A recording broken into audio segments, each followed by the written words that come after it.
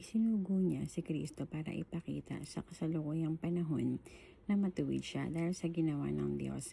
Pinatunayan niyang matuwid siya maging sa pagturing niyang matuwid sa mga makasalanang sumasampalataya kay Jesus.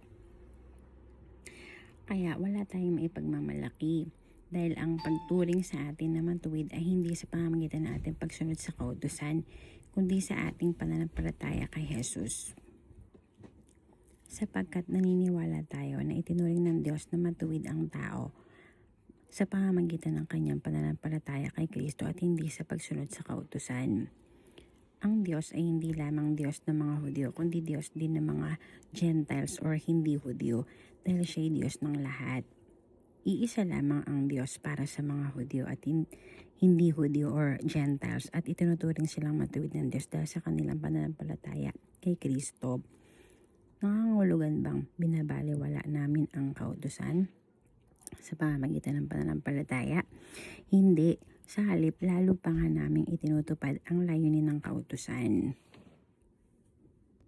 Kailangan ng kaligtasan. Pero ngayon, inihayag na kung paano itinuturing ng Diyos na matuwid ang tao. Ito hindi sa pamamagitan ng pagsunod sa kautusan. Ang kautusan na mismo at ang mga propeta ang nagpatotoo nito. Ang tao ay tinuturing ng Diyos na matuwid sa pamamagitan ng pananampalataya kay Jesucristo at walang pinapaboran ang Diyos. Kaya ang sino mang sumasampalataya kay Jesucristo ay tinuturing niyang matuwid. Sapagkat ang lahat ay nagkasala at hindi naging karapat-dapat sa paningin ng Diyos. Ngunit dahil sa biyaya ng Diyos sa atin, itinuring niya tayong matuwid sa pamamagitan ni Kristo Jesus na siyang tumubos sa atin. Ito'y regalo ng Diyos. Isinugo si Kristo Jesus sa mundo para ialay ang kanyang buhay nang sa ganoon mawala ang galit ng Diyos sa atin at sa pamamagitan ng kanyang dugo ay mapatawad ang ating mga kasalanan. Kung sasampalataya tayo sa Kanya, ginawa iyon ng Diyos para ipakita na matuwid siya. Noong una ay nagtimpi siya at pinalampas ang mga kasalanan ginawa ng mga tao kahit na dapat sana'y pinarusahan na sila. For salvation of our souls, ang kapangyarihan ng magandang balita. Hindi ko ikinahihiya ang magandang balita tungkol kay Kristo dahil ito ang kapangyarihan ng Diyos sa ikaliligtas ng lahat ng sumasampalataya. Una, ang mga Hudyo at ngayon din ang mga hindi Hudyo or Gentiles, sapagkat ipinapahayag sa magandang balita kung paano itinuturing ng Diyos na matuwid ang tao.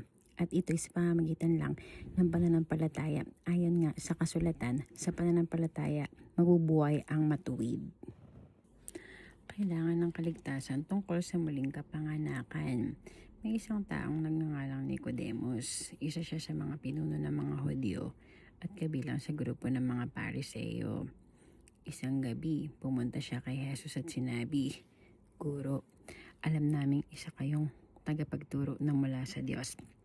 Dahil wala makakagawa ng mga himalang ginagawa ninyo, maliban kung sumasa kanya ang Diyos." Sumagot si Jesus, "Sinasabi ko sa inyong totoo, hindi may mapapabilang sa kaharian ng Diyos ang hindi ipinanganak na muli." Nagtanong si Nicodemus, paano maipapanganak muli ang isang taong matanda na? Hindi na siya pwedeng bumalik sa tiyan ng kanyang ina upang ipanganak muli. Sumagot si Jesus, "Sinasabi ko sa inyong totoo, hindi mapapabilang sa kaharian ng Diyos ang hindi ipinanganak sa pamamagitan ng tubig at banal na espiritu. Ang ipinanganak sa pamamagitan ng tao ay may pisikal na buhay. Ngunit ang ipinanganak sa pamamagitan ng banal na espiritu ay nagkakaroon ng bagong buhay na espiritual. Kaya wag kang magtaka sa sinabi ko sa iyo na kailangang ipanganak kayo muli.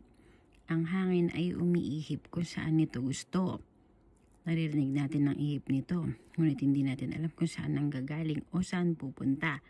Ganon din ang sinumang ipanganak sa pamamagitan ng banal na espiritu." Nagtanong si Nicodemus, paano pong mangyayari iyon? Sumagot si Jesus, "Isa kang tanyag na tagapagturo sa Israel pero hindi mo ito alam? Sinasabi ko sa iyo ang totoo.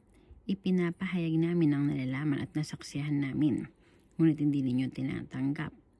Kung hindi kayo naniniwala sa mga sinasabi ko tungkol sa mga bagay dito sa mundo, paano pa kaya kayo maniniwala sa mga sasabihin ko tungkol sa mga bagay sa langit?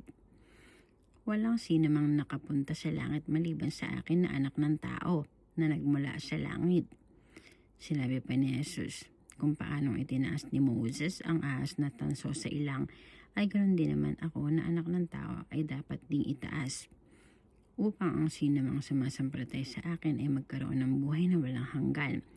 Sapagkat ganito ang pag-ibig ng Diyos sa mga tao sa sanlibutan, ibinigay niya ang kanyang bugtong na anak, upang ang sino mang sumasampalatay sa kanya at di mapahamak kundi magkaroon ng buhay na walang hanggan.